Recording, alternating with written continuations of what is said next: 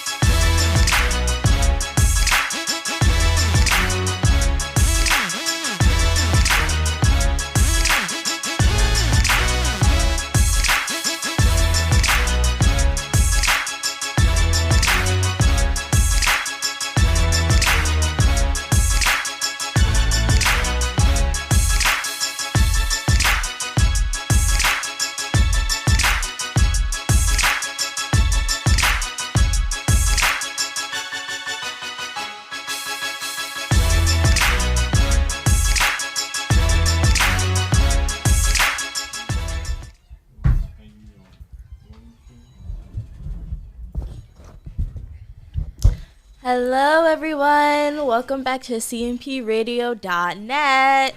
It's your favorite, Janeen, and today joining me is Miss Renee. We are doing something a little different this time. We are starting to do a podcast for something that Mr. Bryce started known as Project Engage, and that is where we bring 5 elders to meet with 5 of the youngsters, and they just get to know each other. The youth get wisdom from the elders, and the elders learn a little bit more about the youth and how to communicate and understand their way of thinking, feeling, and processing things without taking offense to it because of the big difference in generations of what was taught between the two groups, you know? So, without further ado. Oh my God, it's a cat. I hope you're not allergic. Okay, there we go. We got him out. If you hear me, if I'm sitting here like saying nothing, cat somewhere in the room. Okay. I love cats, honestly. I have one myself. I've had her like about 5 years. So she's like about 5 years old. I had her since she was a kitten. But yeah, so we're just going to learn about each other, you know. I learned recently that Miss Renee is actually a retired teacher, which is great because I want to be a teacher. Good for you. Good for you. Yeah, Miss Renee. Okay. So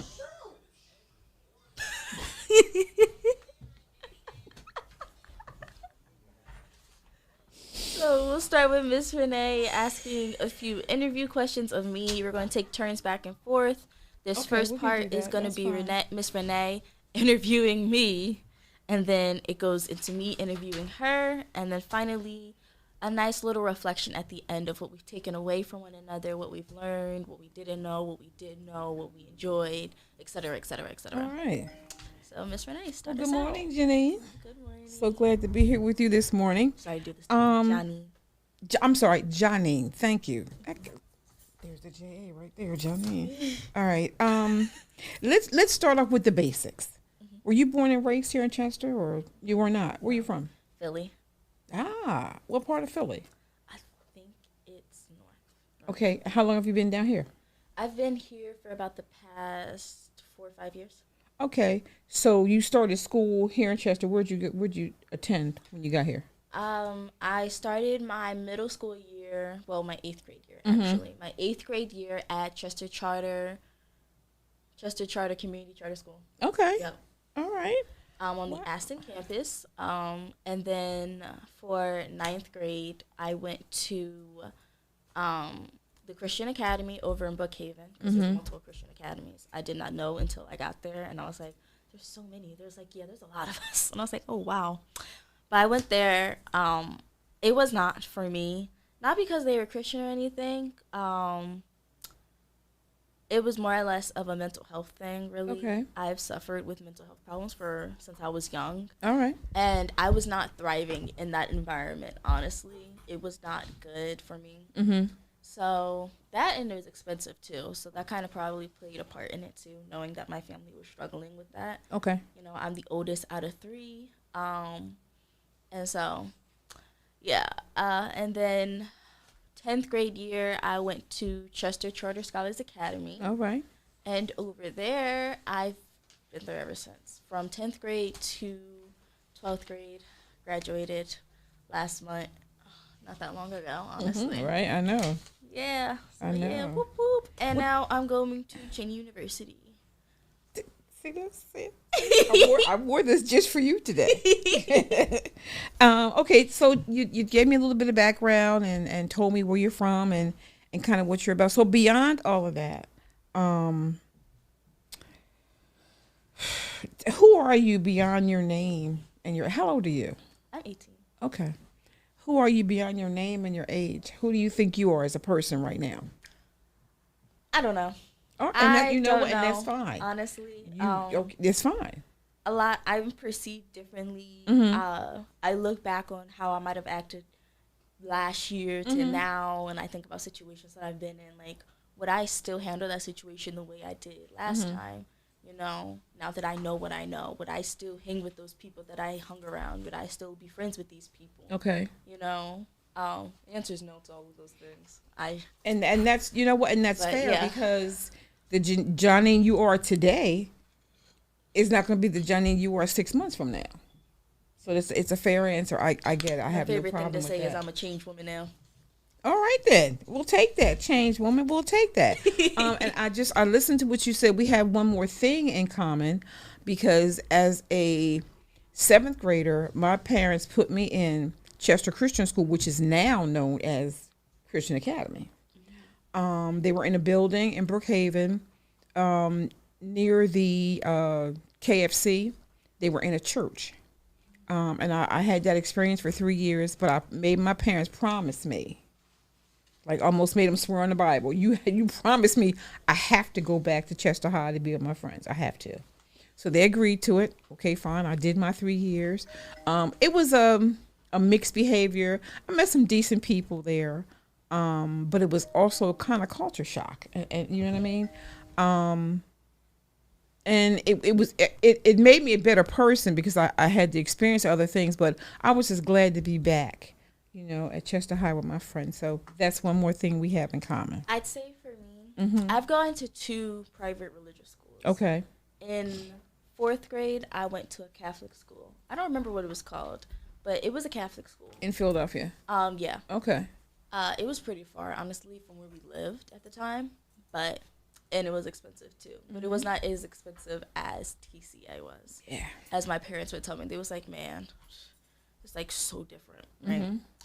But me and my sister went there, and I say she converted when she was a little younger. As now that she's grown and has aged up and has not been there in a while. Okay. Because me and her are about 2 years apart, so she was in like 2nd grade at the time. Okay. And at that age, very impressionable, young kids. Absolutely. Right. So if you're telling them to like one thing, they're gonna like the thing that you tell them, and if They're influenced by what you're telling. You're right. right. You're So absolutely now right. that she's grown older, and when we bring it up, right, she'll be like, I don't remember none of that. What are you talking about? Wow. Right. Okay. That's about but right though. I'd say like in both of those environments, something I've learned is that religious schools might not be for me. Because Okay. in both of those environments, my mental health kind of deteriorated, Mm-hmm. and I forced myself to be around people and subjugate myself to a kind of treatment of others that I should not have subjugated myself to. Like in 4th grade, I wanted like this one person to stay friends with me, so I do anything to make her happy. I do Yeah. my homework and then let her copy off of me, like Okay. that kind of stuff. And then if I did something that upset her, I'd beg her to forgive me, make promises, da da da da da. So you need that validation. I Okay. needed that kind of All right. validation. Okay. And since then, I've mostly been like a public school girl. Okay. Right. And so, like you said, TCA, the culture shock, it's wildly different. Like people got like more disciplined for things that if it happened at a public school, it'd probably be like a slap on the wrist. Mm-hmm. Like there's more likely for you to get expelled for throwing an item at a teacher Okay. than if you had done it in a public school. Public Okay. schools, people have thrown trash bags, trash cans at others, and all they've gotten is a mere suspension. Okay. So, like, All it was right. definitely different, and, like, the white to black ratio and all that. But When I said culture shock, I'm talking in the junior high school, there were maybe 5 black students altogether. That's the kind of culture shock I'm talking about. I was the only one in my 7th grade class, the only one in my 8th grade class, and the only one in my 9th grade class. I knew 2 people who were a grade ahead of me, and one who was like 2 years behind me, but that was it. So that's culture shock for real. And I try to think about this whole situation with Nolan Wells, the whole, white friends and the white school and those white spaces. And it can take a toll. That's why I was like Adam, like, I'll give you these 3 years, but you have to send me back, with my friends and my peers and stuff at Chester High. So I absolutely get it. I absolutely get it. I'd say it's gotten better. When I was there was actually, I'd say, about probably like an even amount. Oh yeah, it's over black the years. to white We're ratio. talking when I was there, like late 60s. So you weren't even born when I was there. So I did. It's definitely, the ratio is definitely better. And then something you talked about, like hanging around white friends and the difference. I was coming from Philly from being with my grandma because she works near my job, and I was at the 69th Street Transportation Center. Okay. And some white people, they try to act like us, baggy pants, right. the tank tops, wife beaters, whatever you want to call them, right?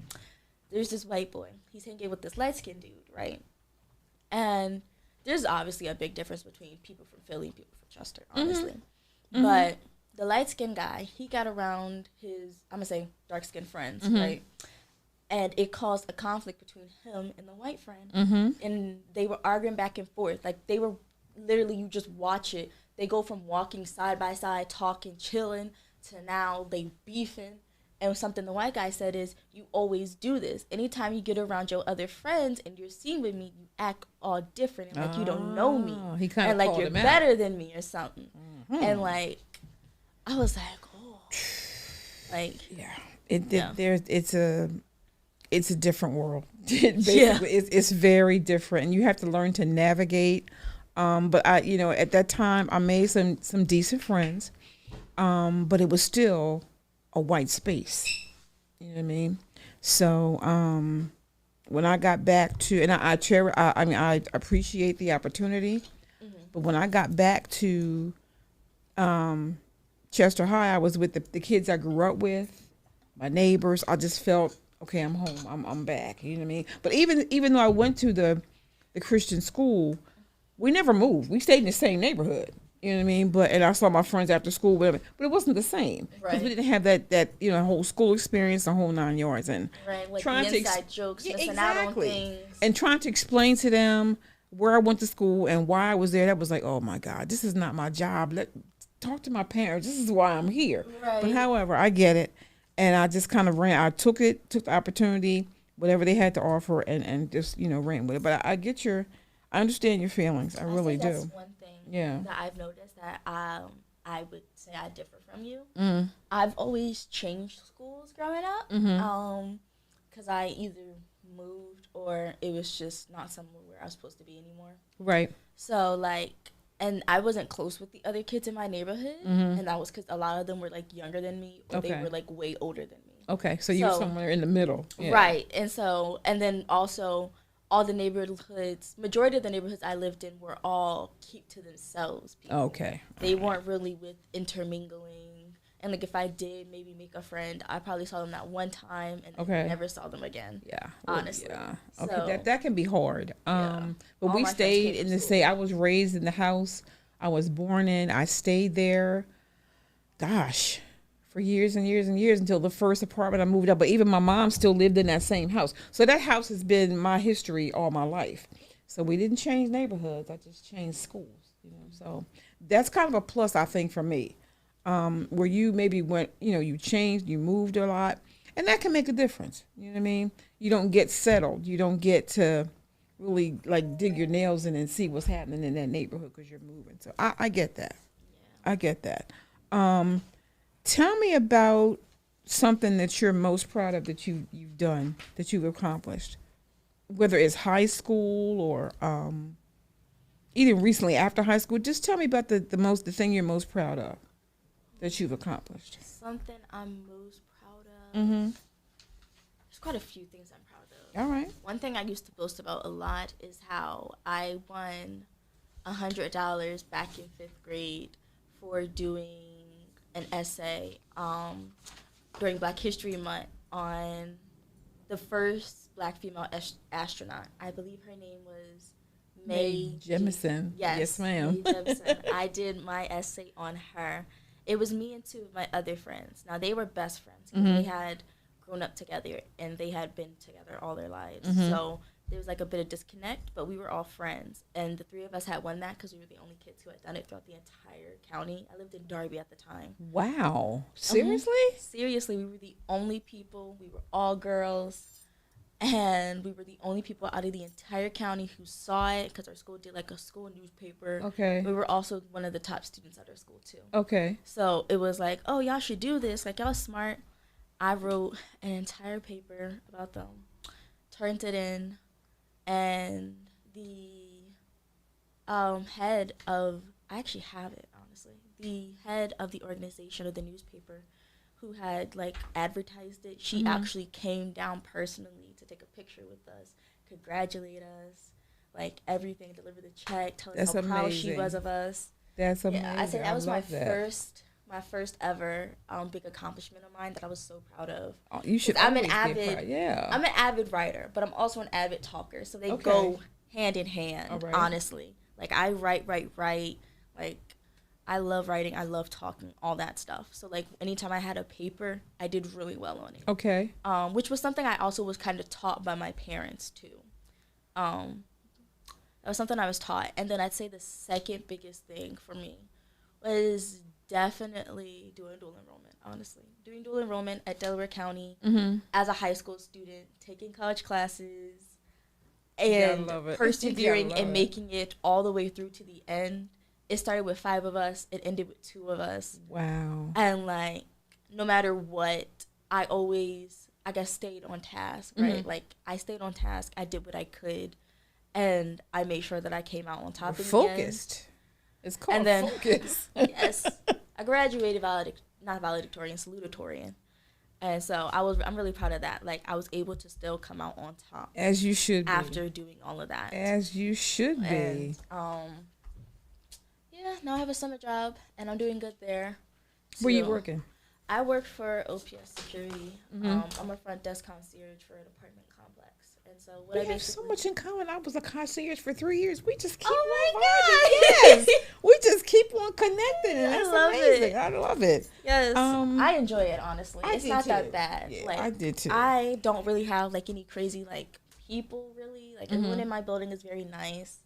I'd say my building is very mixed group. Like, we have whites, we have blacks, we have Asians, we have brown, Indian, Arabic, all that. Like it's very diverse. Is it a senior living place? Or? It's not a senior living place. It's just an apartment complex. And where I was at a senior living facility, and that was just so much fun. Those elders were they were hilarious. Everyone's so nice. I love it. I do it Saturdays and Sundays.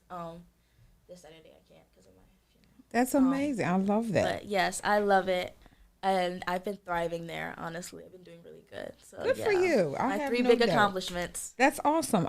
What about you, Miss Renee? That's amazing. Let's see. The most I think raising my son. I think being a mom and raising him, and because my husband died when he wasn't even 2. So it's been him and I for a long time. So just raising him and watching him develop and grow, and always trying to get him involved in things or expose him to things that gives him a little different view of everything. And then watching him make the choices that he made, and he's a Cheney alum also. So, so I'm very proud of that. I was glad he decided to do that. But I think that's the most, I think, my major accomplishment. because I was an older mom, and at first I really didn't think I could conceive, but it ended up that I did, and I was like, okay, I call myself an old mom, but Is he your I only did it. child? He's it. He is it. So we're very close, and my family was there to help me and do all that stuff. But I think just watching him, even now that he's fully grown, I just look at him sometimes. It's like, wow. I wonder, what your dad would think about you, or how proud he would be of you, or whatever. But I think that's it for me. That's it. Okay, we talked about some of the challenges you faced growing up. How do you think they've shaped you into the person that you're still? I'm not gonna say you're not there yet. That you're Right. still becoming. That I'm You know still what I mean? becoming. How do you think that those challenges you mentioned mental illness or mental health, and wellness? How do you think that shaped you? I'd say I finished therapy not that long ago, honestly. Okay. I'd say about earlier this year I finished therapy. And I'd say it has helped to make me more accepting of my feelings, Okay. honestly. All right. Because growing up, something that I was once told by a loved one was, what are you depressed for, right? Because I'm the firstborn. I'm the Okay. firstborn, I'm the oldest. And like my entire family, when me and my siblings were born, they were moving mountains and skies for us. There was nothing we could ask for that they would not Okay. have done everything in their power to give us. All right. It goes for our parents, extended family, all that. But because I'm the firstborn, their love for me is a little different, right? First grandchild, first grandbaby, you know how that is, right? Absolutely. I do. So it's like a different love. Like you love all your grandkids, but it's different with that first one. That first That's one your is very first baby Yeah. outside of your own baby. Exactly. So they were like, why are you depressed? What do you have to be depressed for? You get everything you want. You don't want or need for anything. You have a stable home life. Like you have both your parents. You have food. You can ask for whatever. You don't have to worry. You don't have to worry about if you're going to struggle or anything. Okay. So what reason do you have to be depressed for?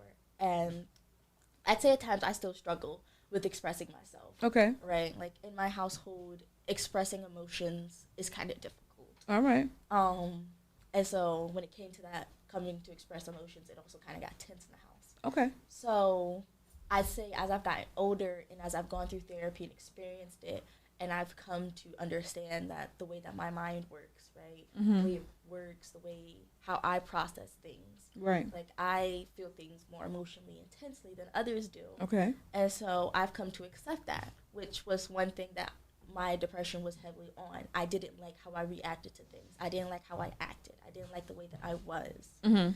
And as I've gotten older and I've accepted this, I've come to learn, like, this is just who I am. Exactly. Like, I've changed. I'm different. Like, if you put little me in front of me, she'd probably be a little sad to see, like, I'm not what I used to be. Okay. But she'd understand. Right. She'd be like, I understand why. You We get were growth, around exactly. people. We were in an environment. We went through things. Not severely bad things. It was just our own personal war. But everybody And- processes things different. Right. So yeah. I'd say, yeah, that's helped me change and, like, better accept myself, better accept how others are. Because that was one thing, too. I didn't like how others reacted. Okay. It's like other people's feelings and emotions affected me Okay. and weighed heavy on me. So I've learned to accept that I can't fully change everything and that things are the way that they are. And I'm just who I am, and I can't do anything about that, really. I mean, unless it's a bad thing, which I what can you've improve been upon. given, yeah. But otherwise, it's just me. I am just me. This is just who I am, and I can learn to accept that. Challenge met. I love it. I Yeah. do. Okay, how did you come to choose Cheney? Because you could have gone. It's like a temple. You could have gone anywhere that you wanted to go. Why Cheney? I'd say I felt like it was a sign that I had to go to Cheney. Really? I felt like it was a sign. I just kept running into people, the college admission people from Cheney. I'm related to people who work at Cheney, went to Cheney. I'm running into people who have attended Cheney, alumni of Cheney. Like, it's like it was a sign. I got accepted in, and they were like, we want you here. And everyone, I've heard nothing but good things. I've seen nothing but positivity. And, like, being there, like, it's it's like kind of nice actually. I went there for a tour. Next weekend I go for my orientation actually. I can't wait. Outstanding. I And love so, it. yeah, it felt like it was just a sign. I have to go to Cheney. Like, everything was pointing to me going to Cheney. Wow. Was there ever a teacher or a mentor or someone in your life who influenced your decision? I'd say my parents were heavy on me going to Cheney. Really? Honestly. Okay. That being with it being a full ride, but Oh, also, hello. you're right, free money. Who doesn't love that? They're paying for Listen. everything: my food, my lodging, my Now everything. you're in there under the Keystone program, right? Keystone Yes, Honors. absolutely. Pay for my books. Right. So like all I really got to do is just save Show and up, then yes. save, show up, have that extra money, keep them grades up, and do what I need to do, right? So like they were like really heavy on you're not gonna get better than that, honestly, because no other school was willing to. Well, I never reached out to another school. Being like, hey, I got a full ride here. Can you do something for me? Right. It was like I said, that's fine. Like I was being told. Miss Green from Chester Education Foundation, because I was like, oh yeah, I do dual enrollment. Told her about Westchester and their thing, right? She was like, oh, you should go to Cheney. They do that too. And I was like, oh, that's when Cheney first got put on my radar. Okay. Then I'm a part of IM with the Philadelphia Union, right? Met an admissions person while I was interning with IM from Cheney. While I was at dual enrollment. We are Everywhere at dual enrollment, there was a whole college fair happening. Another admissions person, like everyone knows. And my mom's telling people, and they're like, "Oh yeah, so and so said they went to Cheney, or so and so knows someone from Cheney." Like everyone I know has known someone that goes to Cheney, worked at Cheney, or something. So I was I think for me that the thing is, it's like Cheney is not that far. It's far enough away from you. I mean, from home that you become independent and you do what you need to do. Right. But if your parents or somebody needs to put their hands on you, they can take that 45-minute drive or whatever it is for you and get out there to you. That was another thing. And yeah, that means a lot. Yeah. Because you're not like thousands of miles away where it's hard for somebody to get to you to make sure you're okay. Yes. And I think Cheney has the convenience of, we can get to you in less than an hour. Let's say that. Yes. So yeah. A lot of my other colleges were like, some were like 30 minutes like Cheney, some 45, but a lot were like a good 1 to 2 hours drive trying to get there. Right, trying to get to you. And absolutely. And something my parents said was like, why are you trying to go so far away? What if there's an emergency? Like, if you want, you don't have to live at home, during your college years, but don't go so far away, because if you're in an emergency and we need to get to you, that's what I'm saying. And you're a whole hour away. You take they can try and crunch it down maybe to 45 minutes, but that 45 minutes is life or death for whatever I'm going through. Whereas that 30 minutes, right around the corner. And there's public transportation. You can always get home. Yes, that. So that's an easy part. And that made me feel better for me and my son. He was on campus, but on the weekends that he came home, he could catch the 119. Yes. And be here in just a few, just a little while. So, I think that was part of the reason why I really wanted him to go. And he's not really social like I am, but still, it was small enough for him. They make you feel like you're more than a number. Very personable. They know you by your name. So I think you're going to find the whole experience it's going to be all right. Yes, Miss It's going to Bagby, be great. When I met her, I was like, don't worry, I'll be there for the tour. And she's like, all right, I hope I see you. And then I showed up and she was like, you are here. That's it. Tell me about how you feel with your impending, you get ready to live away from home for a while. How do you feel about that? Honestly, I say the living away from the part is probably going to be the hardest, most difficult part for me. Because anytime I've gone away from home, my parents have always been a phone call away, right? And they still are. They still are, but this time it's different, right? Like this time, college, as I've been told, is like your first taste of a bit of independence. It absolutely show is. You what you have to do and experience. It absolutely and seeing whether you can handle that or not, right? So like now, it's not like my life's going to hell, like call mom and dad right now, come fix it, help me, I don't know what to do. Instead it's wait, you have to figure this out yourself. And you can figure it out.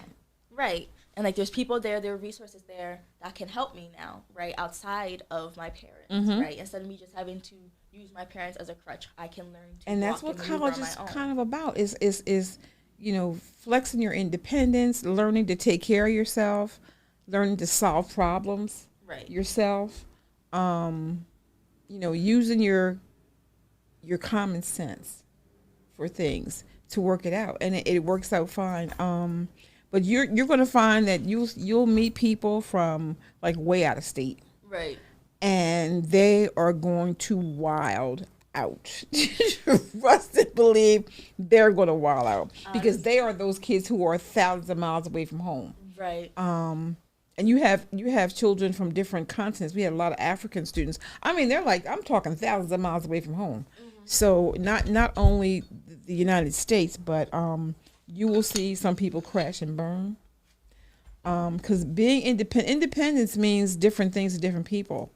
And a lot of times, it means freedom from home. They don't have to talk. They don't have to listen to anybody. They can do what they want to do. And sometimes that kind of power makes you crazy. It's like I got too much in there. I can't handle it. I say the biggest thing I'd probably be worried about is conflict, honestly. Because I'm not a big confrontational person, honestly. All right. And so when it comes to conflict, I struggle with that a bit.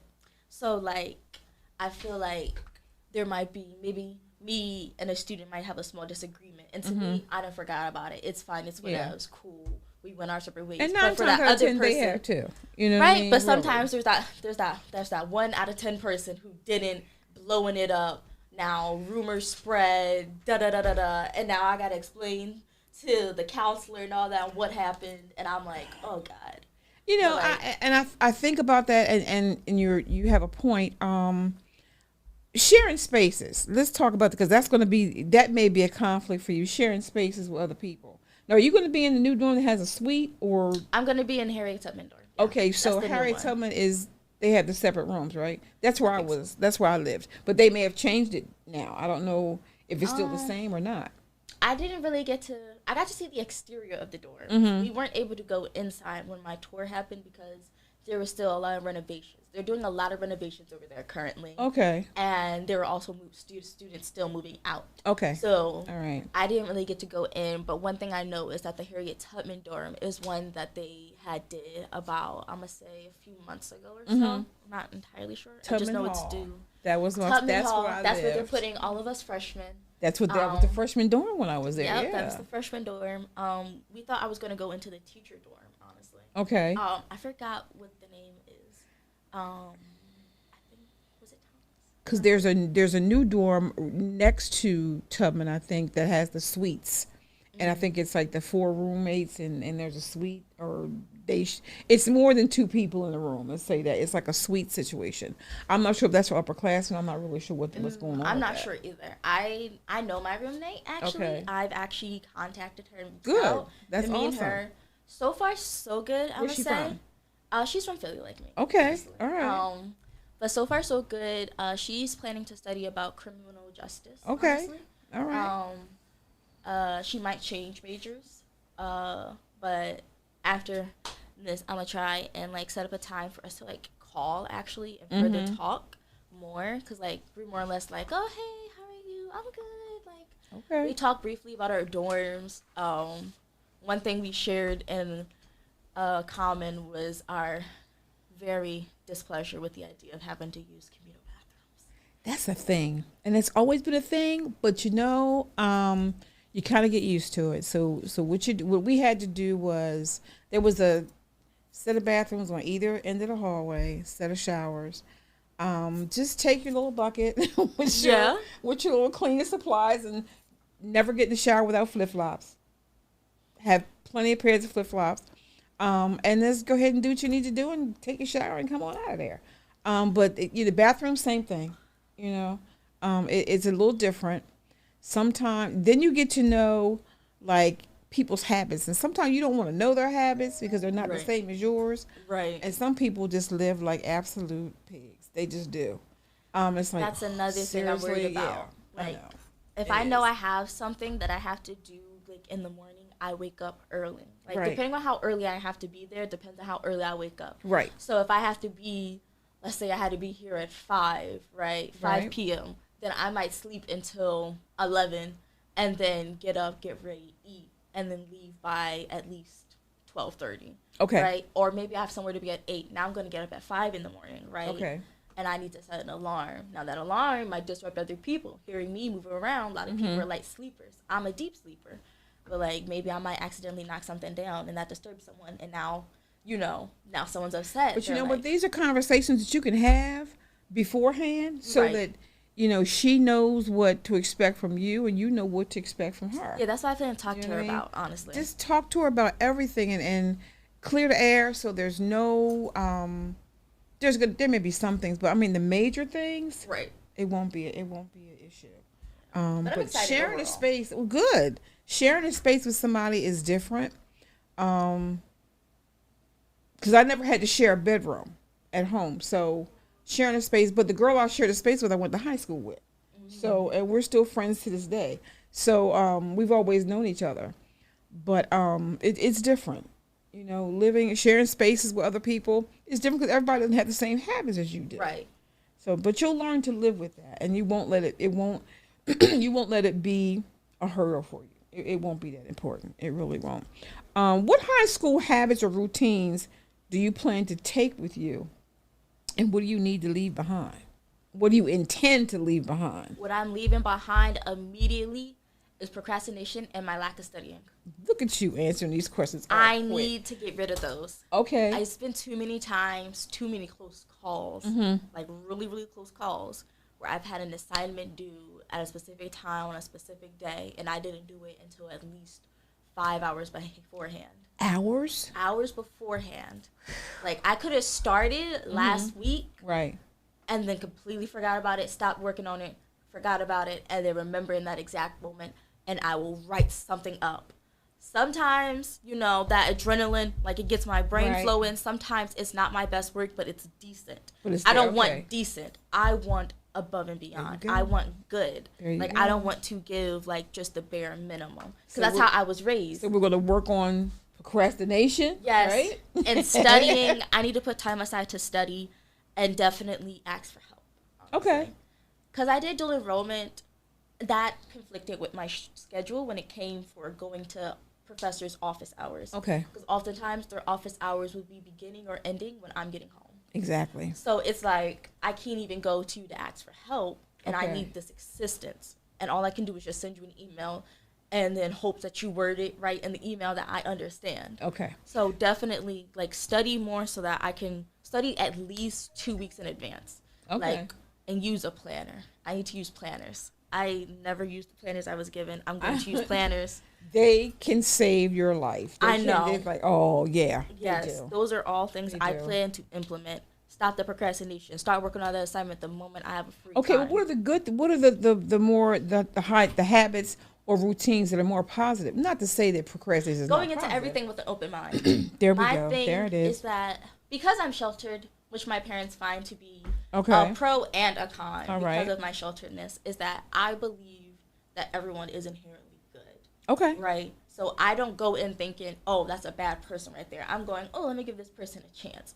I'm you go. trusting that you aren't about to lie to me. I'm trusting you're not We about can to only hope, scam right? me, right? And I have to, Oh, I'd my say that's something I goodness. do. Like, I'm willing to give anyone a chance. Even if I hear something bad, like, oh, she did X, Y, Z. Did she really, or is that what someone told you? So I'm for, like, finding out the full story, getting And to my know whole a thing person. is, who is they? They said, who is they? Right. Who are they? Who is your source? Like, is There it we someone go. who you've known doesn't like them? Because that might not be a credible source. It's not, and it's prejudicial. So there we have it. Right. So, like, Um, I go into everything with an open mind and kindness. Extracurricular. That's amazing. Extracurricular activities, clubs, sports, volunteer. What are you interested in? One thing that I've placed that I really want to do is definitely volunteer. 'Cause Okay. I need community service there, but also It's I want to important. be more involved anyway. It's important. And then something, if there's any, like, singing clubs, I might join that. Get back into singing. Okay. Like, I'm sure because they of still. my- I'm sure they still have the choirs and Glee Club. I'm sure they still have all of that. Yeah, I want to try and get into that and improve on my singing. Okay. But I stopped singing because of my mental health problems. Okay. And because of like my own insecurities. All right. But I want to try and get over that by facing it. You know, fear exposure. And you're that. part of a group, so it's like, you know, really helping. Absolutely. And then that would also help with me taking criticism well. Right. Sometimes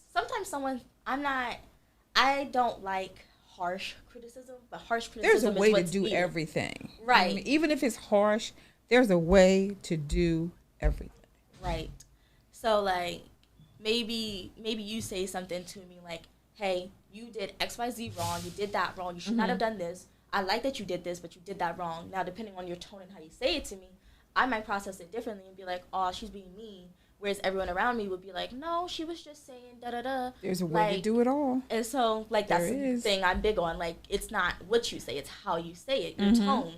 Like, so, yeah, I'd say, yeah. So how do you plan to strike the balance between academics and whatever extracurricular activities you decide on? Using that planner. How do you using that planner to save your life? Yes. Because I did dual enrollment, I'm walking away with 28 college credits, right? Already. 28 college credits. And you I need wish 32. I had the opportunity to do that back in the day, but it wasn't like that. And it was free, so I don't owe money. Nothing's better than free. Yes. And my gosh. to finish your freshman year, you need 32. Okay, you got right? 28. I got 28. I'm practically there. So I don't know. I'm going to try and talk to someone at admissions to figure out how that would work with my classes, like what my class structure would look like. Okay. Because I was told that all my credits would transfer over. Everything would transfer over. Absolutely. So I want to talk with somebody and see, hey, because I have this X amount of credits. I want to know what this means for me. Okay. What classes am I taking? So definitely going to start talking to someone. Okay. Yeah, using that planner, like I said, like using that planner planner to put down get you there. What time do I have this class? What time do I have that class? You there. When do I need to do this? You know, like helping me work through that and better manage my schedule. Let's see. If you could give a piece of advice to somebody you know in middle school, or you have a younger sister, right? What kind of advice would you give her? What kind of advice I'd give her? Mm-hmm. Because she's going to like 11th, 12th grade? She's going to 11th grade. 11th grade? Okay. 11th grade. Yeah. Advice I give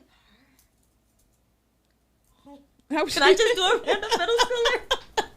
Okay, whoever you want. Because I know sisters are hard. Just a random middle schooler. Me and her, like, complete opposites. And so I'd say she also is not a big people person. Okay. So advice I'd give someone like me versus someone like her who's more antisocial and reserved and keeps a very tiny group of people. Okay. Very different. She knows how to pick her friends better than I know how to pick mine because I'm friendly towards everybody. But I say for a random middle schooler, everything changes. Like change is something you have to kind of get used to. In middle school, you were going through that change of being a young child to a pubescent teen now, right? Your feelings are changing, your hormones are changing, everything about you is changing.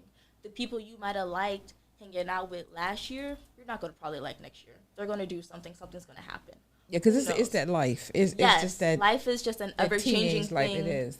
And like I know tons of people don't like change, of course. Like nobody really. But likes the only change. constant thing in the world is change. Right. So there we go. So like it's like you just keep on turning, the world just keeps on spinning. And then I'd say also another thing is have accountability. Be humble. You know, show humility. Like don't ever let a bad fucking argument be the cause of why you don't talk to someone. Like, true.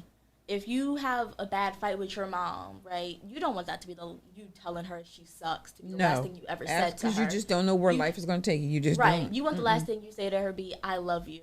Have a good day. Or you want the last thing she says to you is, I love you. Have a good day. Exactly. So, like, always have the humility. Be able to understand where it is that you were wrong and where it is of where she's coming from. If need be, get a middle person. You know, maybe get grandma or something. A negotiator, yeah. Right. Typically, grandparents are the best because they know both of you, right? True. Raised you raised your mom, and then, you know, they're trying to learn more about you. So if you're like, Grandpa, Grandma, like, da da da da da happened with mom. Like, she won't listen. Help me, like, get my point across. Now, mom's going to listen, or dad, mom and dad, parent, guardian, they're going to listen to grandpa or grandma because that's their parent. That's who raised them. And they're like, so they're obligated to listen. Exactly. Right. More inclined to listen. Like, and it's going to help you get your point across. Like, yeah. All right. Now, what values do you hope to carry into your adulthood? Values? Mm-hmm. Your morals, your values. Yeah. Things are important to you. How do you plan to take them into your adulthood? I'd say... 'Cause you're just beginning adulthood now, 18. Yeah, just beginning. Yeah. You're just starting. Yeah. And they may change. Steps. You know what I mean? They may change. The freshman you're going in to be now is not going to be the senior 4 years from now that you know. Right. Your values may change. Your morals may change. So I'd say... What do you want to take into adulthood with you? I'd say something I always will keep with me is always showing respect, honestly. Mm-hmm. Like, for those older than me, I always refer to them as Miss and Mister. That's how I was raised. And so do I. Right. Everyone that's Miss, Miss Renee, Mr. JP, Miss so-and-so. That's just the way you don't even have to be that much given. older. It's like, it's a given. That's like, it. Tons of people, like, they're like, oh, you don't have to call me that. Just call me. I'm like, that's how I was raised. But if you insist, like, if they are like, oh, call me by my first name, then I'll just be Miss so-and-so, Exactly. Mr. so-and-so. And like, it's fun because when I was a concierge at the senior living, I had a lot of like the nurses' aides, and they were all young people and whatever. And my name tag just had Renee Clark Graham on it, and they would call me. I would ask them, "How old are you?" And they say, "Oh, I'm 22." I said, "Well, I'm Miss Renee to you. You okay with that?" "Oh, okay, Miss Renee, it's fine." And then that's what it just kind of carries over. Yes. Because you see that on my name tag. Doesn't mean that you get to call me by my first name. And I extend the same courtesy to anybody else. Right. Like JP's grandmother, Miss Delia. That's who she was. She was the same age as my mom, so you're a Miss or a Mister or whatever. Yes. Got to put a handle on that. A lot of people don't get that. That is something my parents have instilled in me and my siblings. My little brother's still grasping it because he's still young. Right. So he's 11. So like he's 12. My bad. He's 12. So if you tell him, oh, call me so-and-so, he's going to call you so-and-so. Exactly. We have to direct him. No, call her Miss so-and-so. Exactly. Call him Mr. Show the respect, it's right? True. And true. my parents also modeled this too for us. They call people by Miss so-and-so, Mr. so-and-so. Right. So they would call you, hi, Miss Renee. Hi, how are you, Miss Renee? I'm good. You know? That's true. All that. And they refer to themselves as, oh, I'm Miss so-and-so or I'm Mr. so-and-so. Right. But respect is one thing I'm going to carry over. And I'd say something else I would take over with me is transparency. Just being transparent. Like, hey, I want you to know I'm only here because so-and-so invited me. I'm not here make it clear, because I make like it you. Exactly. I don't, like, because too many times I've hung around people who I'm not fond of. Okay. Right? And that's very awkward. That's like, that's the most awkward thing ever. Nice to people that I don't like, that don't like me. Exactly. All that. That's and awkward. Like, that really is. I don't enjoy it because I'm over here sitting here laughing in your face, and now when we're not together, I'm now kind of dog walking you. I'm not saying the nicest things about you because I don't like you. Okay. So like that's been established from the beginning. So, yes. Yeah. Hey, I'm not your friend. I don't like you. I'm not cool with you. Mm-hmm. Problem is because I'm so friendly to everybody. When I do tell people this, they think it's funny and I'm joking. I've said it to somebody so many times. I go, he'd be like, why are you so mean to me? I go, because I don't like you. Like, please leave me alone. And you still don't listen? Thank God I'm graduated. Because there's someone at my school, so I don't see them anymore. There's a way to say things. There's a way to do things. And you'll learn depending on who you're talking to. Yes. Some people just don't get it. Other people like read the room. Do you not read the room? What do you know? What do you see? But everybody's not that person, so you just kind of got to play it by ear, depending on who you're talking to. So one thing too that I want to keep with me is watching what I say. Yeah. Because what you said, read the room. The room could be one thing, and someone will say something, and I will look at you. If my mouth don't say it, my face will. Mine too. It's like, okay. Because because I will say something and be like, are you so for real right now? Please tell me you're joking and you did not just say that considering the situation at hand right now. Like, and my face will say it. And some people, they'll be like, are you okay? I'll be like, I'm wonderful. I'm Thank you for fine. asking.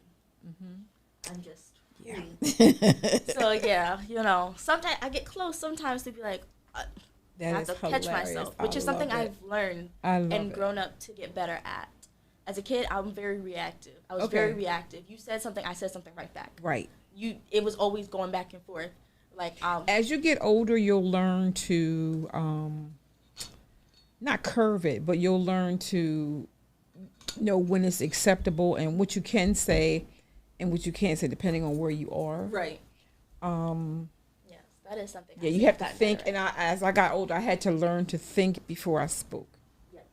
And I taught my son the same thing: think before you act, think before you speak. So it's helpful. I got one last thing. Well, not one last two. How do you define success? What does that look like for you? How do I define success? Ooh, okay, that's a good one. I would say that I define success based on the impact that it has made.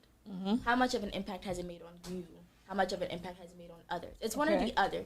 Either it impacted you well and it made you feel good, it made you Mhm. feel accomplished, or Right. impacted others and it helped them be better with themselves Okay. or help better their situation in some way, right? So like when I'm doing the interviews for Mr. Bryce, right, that makes me feel good and it Mhm. also shows that it helps others as well because they're getting their voice out, they're getting heard, they're Exactly. getting their ideas out, they're getting to push their organization out, you know? So like I'd say that's how I would view success. Like, is it giving you a good feeling? Do you feel like you're doing something and it's making you Mhm. feel good? Or is this just something that's making others feel good? Because if it's not making you feel good, something might need to change. Yeah, 'Cause something's you need to lacking. evaluate that. What That's is true. it about this that isn't making you happy? What about it is only affecting others and making them happy? Like, you know, at that point, you may need to do maybe some evaluations, do Mhm. some quick little survey interviews. What do you like about what I do? Why do you like this? You know, what do you not like about what I do? Mhm. And then think about those things. Take that and reflect and be like, okay, that's what it is. That's why I don't feel the joy that I should feel Right. when doing this thing. Okay. Because I don't like this. And others have also told me they don't like this. So that's what I need to change. All right. Last question up. Let's see. What's something that adults often misunderstand about your generation? What's the main thing? Not the main thing. Just send me some things you think that we as adults or me as an elder, what do you think we misunderstand about your generation? Because we are not raised the same way. We are not raised by the same generation of people that raised you. Mm-hmm. We are raised by you, and you may change the way that you were raised because you did not like how you were raised Okay. in some aspects. And so we react and say things differently Mm-hmm. to situations that probably you would have gotten in trouble for. Okay. Case in point, I was at a cookout with my family, right? And my mom asked, hey, are you hungry? At the time, I had a baby in my hand, right? Okay. I'm entertaining a baby. And she asking me and my siblings, because food's done, are you hungry? Right. We go, yeah. My mom goes, I'm thinking she's asking because she's about to go make a plate for herself, and she wants to see if her kids are hungry. So Mhm. before she makes her own plate, she makes her kids' plate. She goes, are y'all hungry? I go, yeah. She goes, okay, go make your plate. I go, oh, why can't you do it for me, please? Right? My grandpa, he laughed, right? This is her dad, right? This is Right. my mom's side of the family, right? So her dad, he laughs and says to my great aunt, right? He goes, oh, I remember when you said that to our mom. She looked at you so quick. She Wait, looked what? at you so quick and was like, girl, what did you say to me? And you went, nothing, ma'am, right? And so it's like things like that, right? Mhm. But there are also times when we are out and my mom asks, oh, are you hungry? And she'll go make me a plate. Okay. So it's not that uncommon of it being like, oh, well, can you do it for me? Mhm. Right? Because again, I had the baby in my hand. I didn't know if I could put that baby down without it crying. Right. Honestly, she was in a good mood. Me and her were having a thing going on. Okay. She's happy, and I love babies. So I'd say that's like one thing. Like our generation is not raised the same way that your generation is Mhm. raised. So not everything we do is with the intent of disrespect. Okay. It's because of how you raised us and you've told us certain things. You've told us things, society has told us things, and we are trying to find a way to make those two things work and coexist. Okay. So you may be like, oh, you can come to me, say whatever. Society is like, you should be able to go to your parents, tell them whatever. You go to your parent, tell them whatever. And now it's why do you think you can say that? I'm not just one of your little friends, right? And it would be like, oh, okay. Which is where I think that draws a big barrier. Okay. Because then you now have your child withholding things. Okay. And now you're like, oh no, my child's not speaking to me. She's not telling me this. Oh my God, why did I have to find out from your school that XYZ happened? Oh, I didn't think I could tell you about it. Why not? You said you're not one of my little friends. And when I told you this thing, you reacted negatively. So that. And then also not that we don't all want to work, honestly. A lot of us do want to work. It's that the part of us that don't want to work, they get a job and they mess it up for the rest of us. Like, they do terrible at the job. So now they mess it up for that age group, that age bracket. 16, 18, right? You're trying to find a job now. Nobody wants to hire you, but they're hiring people, right? It's a hiring thing. They're in hiring I think it's season. about the work ethic. They just, most people they just don't have a good work ethic. Right. And so then when you have teenagers like me who come around with the good work ethic, you're like, you see that age, and you're like, never mind, no, put it in the trash. Don't. Now you see the age of someone who might be 35 or something, you're like, oh, okay, I trust that person. Now, there is a good chance that 35-year-old will do the job good, but there's also the chance of the 35-year-old not doing the job good at all. And maybe that 17-year-old, 16-year-old, 18-year-old you passed up on could have done a better job. But again, it's always a gamble thing. Yeah. But not all of us don't want to work. We all want to work. Right. Well, not all of us. Not all of us want to work, but a lot of us that do want to work, we're doing it because we have to help our families. Exactly. Or we have to help ourselves personally. Right. Some people, they want things and they can't ask their family for it because they may not have a good relationship with their parents or their guardian. Like, things like that, I'd say. And then, like, I'd say another thing is how we just, I think a big thing is how emotions are meant to be hidden and not felt, honestly. All right. Like, mental health, like I said, when I came out about being depressed, something, like, asked often, what do you have to be depressed for? Like I said, you have all this, you have XYZ. That's another thing. When it comes down to sitting down and having a talk with your parent about your feelings, you get yelled at and in trouble for having your feelings and feeling the way you feel so much that when you are presented that opportunity, you're like, you're a little hesitant, like, right, maybe like, not. Maybe like, not. is this going to be used against me later? Right. Is this something that's going to come back and bite me? Is this something that you're going to tell somebody else and now that person knows, right? Okay. Because, sometimes family, they get told something, they go call, let me tell you what my daughter just said to me. Let me tell you what this little girl, tell me why your son. It's like the party line. Everybody knows. Everybody knows. You told one person, you told your cousin you thought you could trust, and she went and told her mama, and her mama told your mama. And then when you get to the cookout, they're like, girl, I heard something. I was like, how did you hear that? Like, I see you acting all grown. Think you can do da-da-da-da now. It wasn't like that. That's not what I heard. That family party line is treacherous. Yes. And then there's discrepancies. Yeah. Something gets missed. They don't get the whole story.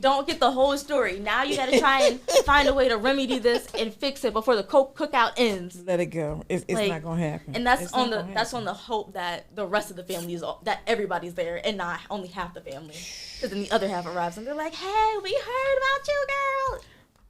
It's a little crazy. It is. This has been a wonderful. This has been great. I love it. But one thing I just want to say is that when we started Project Engage, I don't know if it was the young people that JP put together, but the one thing I noticed about that group of young people, you all were listening. Most young people don't listen. It goes here and out here. You all were listening, paying attention, and I guess you retained something, but I was just so impressed with the fact that they're actually listening. Because a lot of young people don't listen. Yes. They don't want to listen because they think what we have to say is like, God, that's some old stuff from way back in the day. Okay, all right. But you guys were respectful and you were listening, and I really appreciated that. Okay. All right. All right, now. Come on the gang. Let's flip the script. Yep. Now for me to ask about you, so I'm gonna start like how you did. Script. Who Who are you, Miss Renee? Oh my what goodness. Are you about? Oh What are your gosh. beliefs? How are you feeling? All that. Well, We're probably like a good hour into this now. born and raised here in Chester. The youngest of three. Mom was a teacher turned social worker. Dad was a police officer. We lived in the same house like all my life. My parents divorced, I think it was like 12 or 13, something like that. So that caused a change, a shift in what I was going through. But neighborhood kids, friends, the whole nine. Grew up going to school in Chester. Went to Lincoln Elementary School, which is no longer. The 3 years I went to the Chester Christian School, came back, went to Chester High from 10th to 12th grade, class of 1974, the centennial, the 100th graduating class, as a matter of fact. And that's my basic. That's my backstory. I knew that I wanted to be a teacher, I think from like maybe first grade or something. You know how your parents buy you stuff for Christmas? My mother bought me this big chalkboard thing that flipped over, and I would just, I guess, have my dolls or whoever sitting there, and they were the class, and I was telling them, I'm like, and my sister recalls this very well, because there's quite a few years between my sister and myself. But she was like, you always had them dolls. You're sitting there telling them what to do, and we knew you was going to be a teacher. I'm like, whatever. But, yeah, I think that was kind of like, that was what I was about. And I just always like being informed and learning stuff, and help other people learn stuff. So that was pretty much it. And my mom was a special ed teacher, so I kind of grew up with that, that whole thing. So it was just kind of destined, I guess, But I always like to learn to do more than one thing. Right. But that was my main interest at that time. Okay, so let's see. What was education like when you were growing up? Oh, let's see. Actually, rephrase. What was something in school that was taught then, that's not taught now, that you think should be brought back? Oh, my goodness. You can name like 5 things. 5, oh goodness, 5 things. I think, first of all, that the arts should be back in school. Your music, your theater, just anything that promotes creativity, that needs to be brought back in school. I think the related arts, the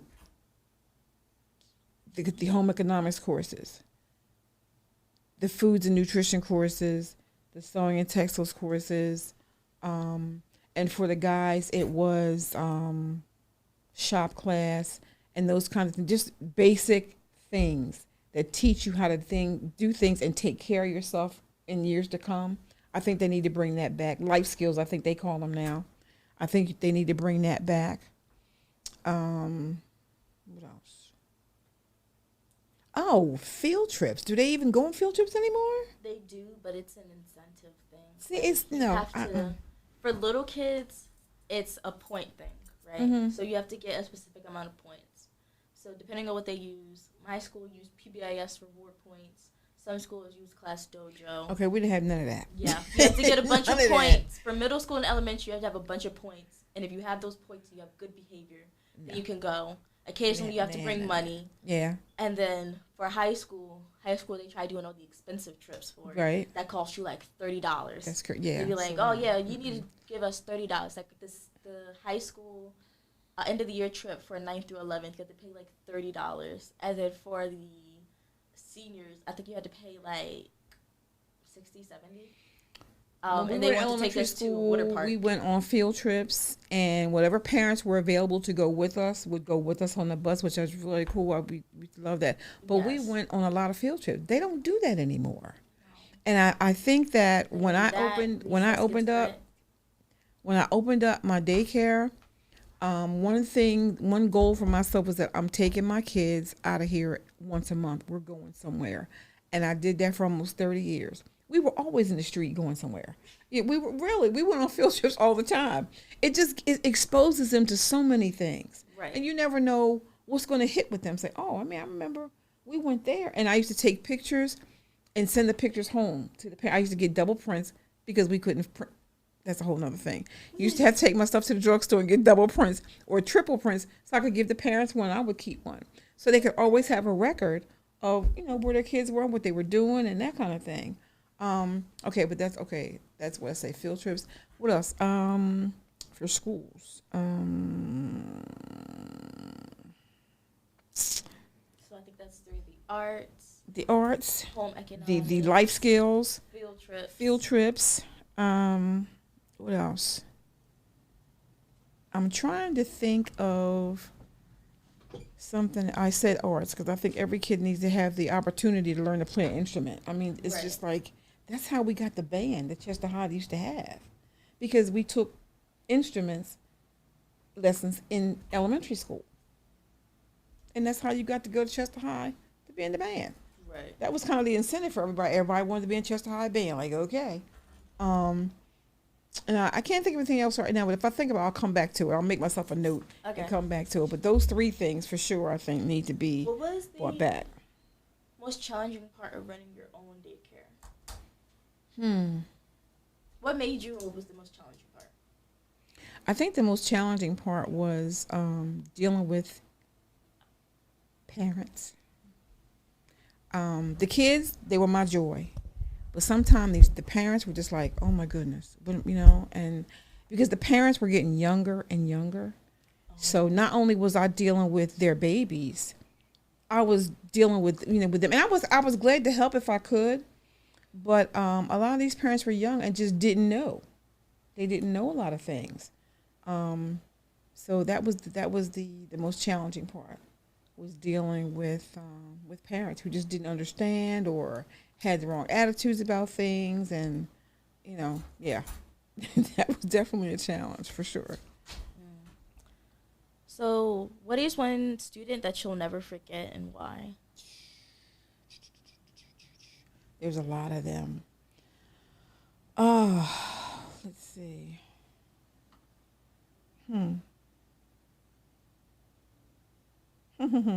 It's hard to pinpoint just one, because over the years, I'm talking like 29 years. So I ran into a lot of students that I wouldn't forget. Let's see. Oh, okay. I think of one, and he will remain nameless. But this little boy came in. He was very, very reluctant to be there. Very just like, he always ruled the roost at his house. What he said went. So I'm thinking, I told his mother, I said, that's going to change for him here. I said, because there's only one of us who are in charge, and my name is on the door. So, let's go there. And we had some challenges. He would break things or destroy things on purpose. I'm thinking, okay, now we got to change this behavior, because you can't break up my stuff. You can't come in here breaking up my stuff. And we found out at that point that he had some issues, anger issues and things like that. I'm like, okay, a 4-year-old. But then I had to do some research and think, okay, there's a reason why he's acting out and doing these things. So I did my research, and then I asked the parent, like, do you mind if I bring in early intervention? Because at that time, early intervention would come to your home or to your school and do a screening or whatever. And we found out through that it took some convincing, first of all, for mom to do it. She was on board. We did it.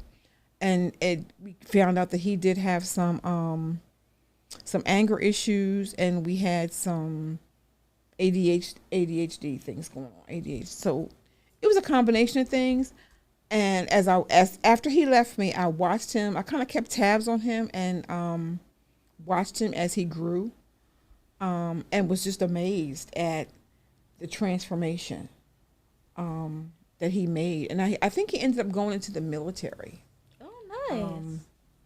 So he was a challenge for me, though, because I could not get through to this kid. I mean, he understood that he was supposed to listen and who was in charge, but he just had this thing. It's like when his anger got the best of him, that he would have to destroy things. You had to vent that someplace else.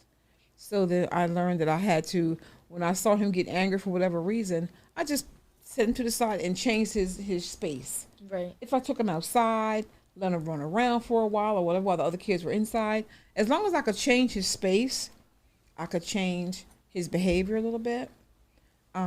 So that did help. But I mean, like I said, he grew up and he went in the military, and he's, as far as I know now, he's doing fine.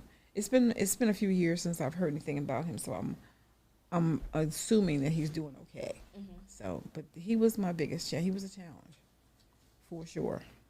Okay. For sure. So I want to be a teacher. And I meant to ask you, what grade, what specialty, what are you looking at? I say pre-K through second, honestly. Okay. And I want to work at a Montessori school. Okay. I like the hands-off, hands-on approach, right? Mm-hmm. Like, I'm monitoring you. Monitoring you? Yeah. Monitoring you, right? Yeah, okay. It sounded weird for a second. I know. Like, some words just sound weird. I like the whole, like, okay, I'm going to let you experiment, see and learn and figure out how this thing is supposed to work. Mm-hmm. I'm going to show you how to do it, but I want to see how you interact with it first. Mm-hmm. Then I'm going to do it, right? Like, there was these group of kids. One little kid, he had knocked over a sandbox, right? And there was a teacher aide, right? And this teacher, they both worked at a Montessori school. And the teacher aide was immediately about to jump in and help. And the teacher was like, no, wait. And then some bigger kids came in, right? Like, probably, let's say, like a kindergartner knocked over the sandbox. And then, like, some first, second graders came in. And he was like, oh, no, you're not supposed to do that. That's not time for that right now. And they showed him how to clean it up. Okay. And what it is that the kid can do, right? I like that. Like, I did a whole paper on her, actually, Maria Montessori and the Montessori method. So I want to work at a Montessori school. Like, I like the whole, like, helping children learn about their environment through a hands-on approach. Not telling them what they can or can't do, just showing them what they can do and maybe why they shouldn't do what they do. But how about we take it one step further and we create our own Montessori school? How about that? Just something to think about. I'd say that could be something I could do. Mm-hmm. But I'd say after a few years, honestly. The way that I have my life planned out is go to Cheney, graduate in a few years, maybe like 3, because I got them credits. So I might not have to go the full 4, right? Graduate in 3. Continue learning of what it's like to be a teacher by Graduate becoming. school? No, I'm going to get my master's. I'm going to find out if I have to get my, graduate school. I have to find out if I have to do it right after I graduate or if I can wait. My advice to you, do it while you're motivated. Do it right after you graduate. Okay. Because if not, you lose momentum. And that's what happened to me. But that's another story, but go ahead. Oh, love to hear. And then I'm going to become a teacher's aide to continue learning about what it is that I want to see implemented in the classroom. Because I am going to have, I'm going to have to do student teaching, right? Observing teachers do things and how they do it. But I'm not really going to get that full hands-on approach because I'm more or less just observing, and then occasionally at DCC what I had to do was observe and then make a lesson plan or 2 and have that implemented, right? I wasn't fully interacting with the children. Okay, but here's the gotcha. You're coming from Cheney, what used to be Cheney State Teachers College. Oh, so you're going to be hands-on. You're not going to be there observing anything. You're going to be in the trenches doing what you do. Okay. Just a caveat, just so you know what you're getting into. They were one of the best teachers colleges in the nation. If you had a teacher or something, you can almost bet that if you was from the tri-state area, your teacher went to Cheney. So we don't do observing, we do hands-on. You're going to get in there and get your hands dirty. So you will do more than observe. You will be in there with that teacher. Go on.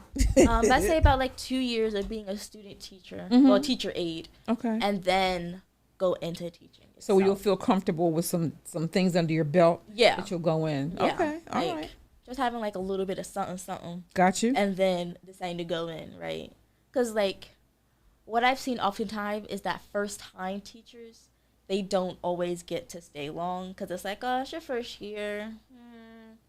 I don't know, right? Like, you don't really, like, fully have the whole credentials, like, backed up behind you. You don't have anyone to, like, really call as a reference and be like, oh, can you speak to them being a good teacher or can you trust them in a classroom with kids? So, like, that student teaching, well, that teacher aid thing. I keep saying student teaching. the teacher aide part, right? And I know what goes into being a teacher's aide. I include that in my essay and all that for my senior year project, right? Like I'm going to be like helping out the teacher. I'm gonna like pull some kids aside. Like maybe the teacher's busy talking to student B, but now students C, D, and E are having an issue. Exactly. So now I gotta go help and go check out. Hey, what's going on? What's happening? Why we got conflict? And it's all going to work to your good once you decide you're ready to take your first teaching position. Yeah. Because a lot of the problems that we have in elementary schools are we have teachers, like new teachers, who stay 1 or 2 years to get it under their belt, and then they move on to another district. Right. And what we don't have is a lot of teachers who stick around, right, to see it through, and that's fine. But you want to get some time under your belt, and then accept your first teaching position. Right. Get a couple years under your belt then, and then we're gonna open up that Montessori school. Right. So, and then like also in between that, I'm gonna be helping out during the summer at schools too. I plan to do that too. Cool. But now I'm going to ask you some of my own personal questions that I have. Go for it. So the first one I have is, how has the way you used to choose your friends from a decade ago different from how you choose your friends now? Decade? That's only 10 years. I'm not gonna have you got to you're talking to a person who has lifelong friends. Right. Okay? It goes back decades, not just 10 decades ago. The friends that I have now, my closest friends, I've known them. Let me see. My first BFF, I met her in 1962. She passed away 2 years ago. We were still best friends. Okay, we were friends for 62 years. My next best friend, I met her like 57, 58 years ago. So we've had some time. We've done some stuff. We've had some times. So I keep those kinds of friendships close because they've been around for so long. Most of the friends I met when I was younger, elementary school, that kind of thing. I became friends with JP's mom because our sisters, his aunt, my sister, were friends. And they hung out together for a while. And that's how I met JP's mom, because we were like a year apart in age. So, when Beverly would go to visit Bonnie or whatever, she would take me with her to tag along, and Debbie was there for me to talk to, and that's how we became friends. My parents knew JP's grandparents, so that was a connection. But see, what you must understand is back then, like I told JP once before, I was not allowed to go to everybody's house. Right. But his grandparents' house was a place I was always welcome, first of all. And my parents knew, okay, she's good, she's there. No problems. So it wasn't, like happenstance. Like, I was very, I guess my parents, they kind of wanted to know where I was going and who I was going to be around and that kind of thing. And I kind of made my own friends, but, if they, because I had friends who lived in the project, had friends who lived all over. And it wasn't about them living in the project. I was there to see them. But I knew that when I went there, I needed to have a certain, like, my head needed to be on a swivel so I could always understand and find out what's going on and remember, where I was. So my friendships run deep.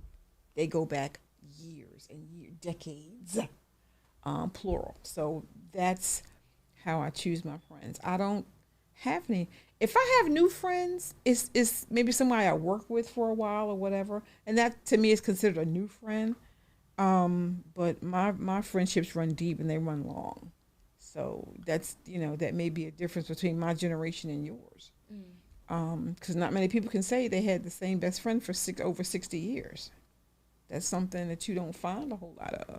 Yeah. I have a childhood friend, and our moms are best friends, are raised together. Okay. But me and her, we're family, right? Like, we're family. We see each other as family. Her mom is my brother's godmom. Okay. Me and my siblings all have different godparents. And her mom is my mom's best friend, right? Okay. So all three of her and her siblings, all three of me and my siblings, we've been raised together. It's family. Like, for each child, there is a corresponding child. Exactly. Like, there you go. Me and her, she's 6 months older than me. Okay. Right? Her birthday is actually this month. I'm pretty sure it's in like a few weeks. But there's a correlation between right. There's a you all. correlation. Yeah. And like her and brother and my sister, they're born on the same day. Oh wow. Like I think probably like 5 minutes apart. Like Get out of here. and then her younger sister is born 6 months after my brother. Right. There we go. Like 6 And months. the two moms are best friends. They're two there we go. best And they friends. Go back. They go back. They how go back far? years. They've been See? friends, I think, since about probably I'm gonna say middle school to be on safe side. Okay. It might be longer, but safe. I'm gonna say middle school. I knew they were friends during high school. There we go. Right? They knew a lot of people in high school together. But me and my childhood friend, we aren't super close, but we're close. We're family. We're tight. Right. We're like, yo, if something's going off, something's popping off, let me know, right? And we're also kind of raised differently too. Okay. Like she's raised in Philly, right? So like she's book smart and street smart. Okay. I'm just book smart. I don't have that street smart down yet. I'm trying to get it down. A little And sometimes difficult. Street smarts can be overrated. So you know what I mean. But you just Right. have to learn to, just keep your head on the Right. swivel, as they say. And But I and say kinda be aware, she's my longest lasting friend ever, Okay. honestly. All right. And I have and a few friendships others, are but important. They really she's- are. Me and her are raised since kids together. So They shape you. And trust Yes. and believe. I miss my friend. I miss my bestie so much. She was my son's godmother. Like, who else would it be, right? right. And friendships mean so much. You know what I mean? And then when that person is gone, it's like, oh, now what? But however, let's keep it moving. Let's keep it moving, right? So this is for I'm gonna say the young ladies out there. All right. What would you consider to be the top 5 most important things that a young lady should know? This can be skills, how to discern from good, bad people, like anything like that. Like what are things that they should know? I think that women especially need to trust their gut, trust your instinct. If something does not feel right within, go the opposite direction. Right. And your intuition really never lets you down. It never fools you because it's right there. If you're going to a party, and this has happened to me before with my friends going to a party. I don't really know the people that we're going to, but I'm just hanging out and we're just going. And I walk in that room and something does not feel right, or 5 minutes after I sit down, like, I don't belong. I don't belong here. And we need to leave. If y'all not going to leave, I'm out. Right. Because something just deep in your gut just tells you you need to go. So trust your intuition. Right. Require respect, especially from young men. Yes. That. Make it a requirement. It's not like multiple choice. No, this is a requirement. You have to do it. Let's see. Trust your gut. Respect. Confidence. Carry yourself with confidence. Even if it's something that you're not really sure about, put your, I call it big girl underwear on and just try to get it. You know what I mean? Let people know that you believe in yourself and you can do whatever the task is at hand. If not, you do your best at it, but you have to go in with it with confidence. Okay? So what we got so far? We got Intuition, respect, confidence.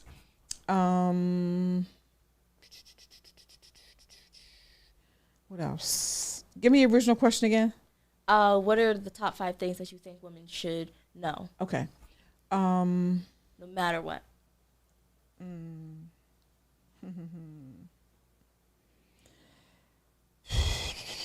That's a good question. I'm trying to think of which direction to go here.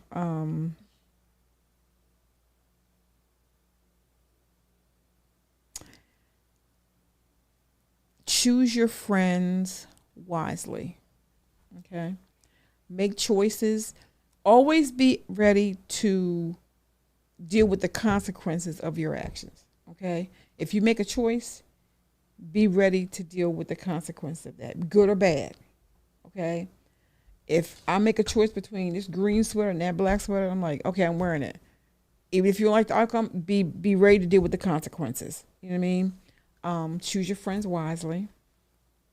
Everybody who grins and laughs in your face is not your friend. Right. Learn to discern that, you can tell a fake person from a real genuine person pretty easily, I think. So that's for discernment. Mm-hmm. 4. And the last one is for me would be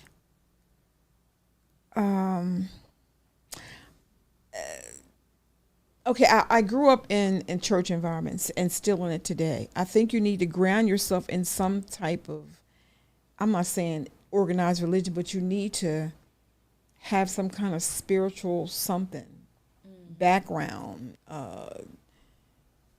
that you believe in, that can carry you through hard times, whether it be Allah or Jesus or whatever it is.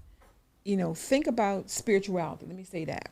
Not maybe necessarily religion, but spirituality of some kind that kind of grounds you and keeps you calm and keeps you knowing that, okay, I can survive this. I can do this.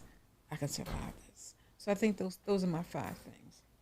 I think that grounding would because to me, if you have that spiritual guidance, all the other things will come into play. Yeah. You know what I mean? But those are my 5. I think those are my 5. And then I'd say for the friend to add on to that, know when to cut them off too. Mm-hmm. Like Mm-hmm. a lot of people, me included, like it's difficult to cut people off, and the big thing is the history, right? Yeah. Like that history runs deep. You're like, oh well, like we've known each other since elementary, and we've been through X, Y, Z, and they see me at my worst, Right. But right now they're treating you terribly, right? Like That's when even if you don't want to demand fully that cut them respect. off, Exactly, yeah. like at least put a boundary up, something. You have to. Yes. We need boundaries. We do. Okay. So, what is one moment in your life that you would change, that you would or would not change after you've experienced it? Jeez, that's a loaded question. Something I would or would not change. Mm-hmm. Like maybe if you met a specific person and decided to befriend them, and then was like, "Oh no, that was a terrible choice." Yeah, or, that part. or something like that. Oh yeah. Not specifically that example. Just anything. Or followed the wrong crowd, went the wrong route, ended up through a rabbit hole. Okay. I lost my first husband, 1992. And I waited I guess about 13, 14 years before I decided that I was going to remarry. You ever hear somebody say you should leave well enough alone? Mm-hmm. Yeah, I should have left well enough alone. Yeah. That experience was not a good one. It wasn't what I thought it was going to be, or what it was presented to me as it was going to be. But I knew enough to get out. Like, nah, I gotta roll. Not just for me, but for my son as well. Like, nah, this is really not the environment. This is not for us. We need to go. Let's.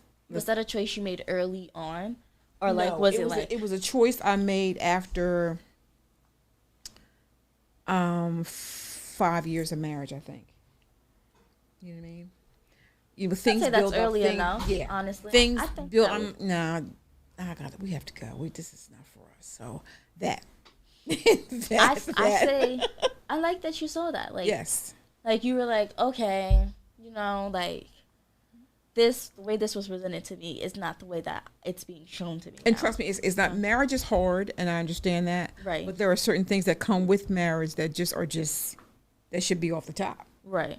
And things were not like just the math ain't mathing. The Right. math was not mathing. So I'm like, no, yeah, we need to go. I've put in 5 years, and I'm pretty much done. So Well, I like that you didn't let it get too bad. Oh, like you no, didn't let ma'am. it last long, because that could have affected you negatively, your son negatively. Absolutely, and he was Like, my first priority. I'm like, right. No, we have. A lot to of parents don't do that. A lot of parents don't do that, because a lot of people. One reason I'd say that tons of people don't get divorced or in relationships is because they don't want to start over. And I completely get that. I have no problem starting over. I have started over many times in my life with things. Right. But no, you just have to prioritize and make you the focus. You have to take care of you. And if, like in my case, I had a underage son, so he had to be my focus. He was Right. like, no, no, we can't. This is not what we're doing. We're not doing that.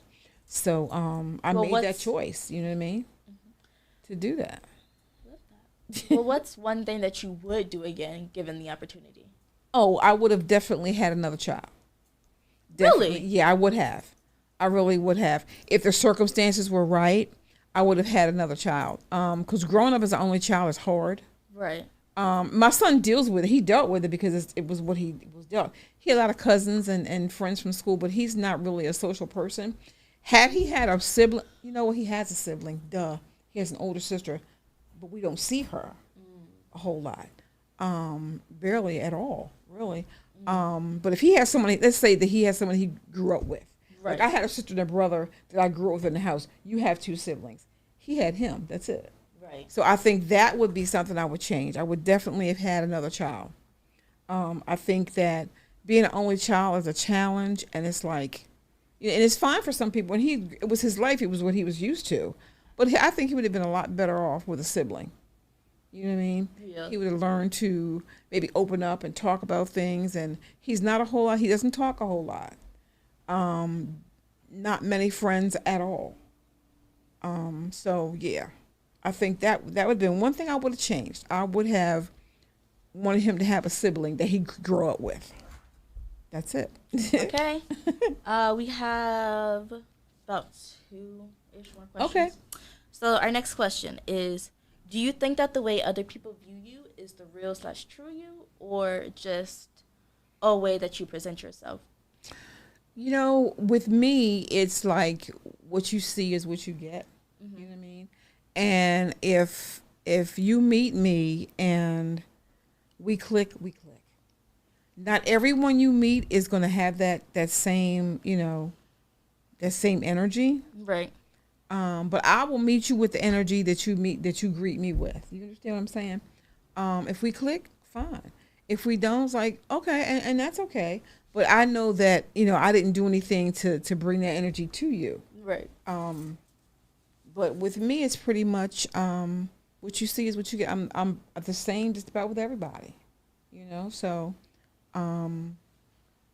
yeah, pretty much that's it. Ooh, look at the hair! It's purple and blue and lavender. I didn't see all of that back there. I like that. That's cute. I like letting it down. I'm typically I do ponytails, but most of the time I have it down. I like having my hair down. I like that. I like the colors. Yeah. All right. All right. Our next question, which has a follow-up question to it, so it's technically our last question. Okay. What is the hardest lesson you've ever had to learn?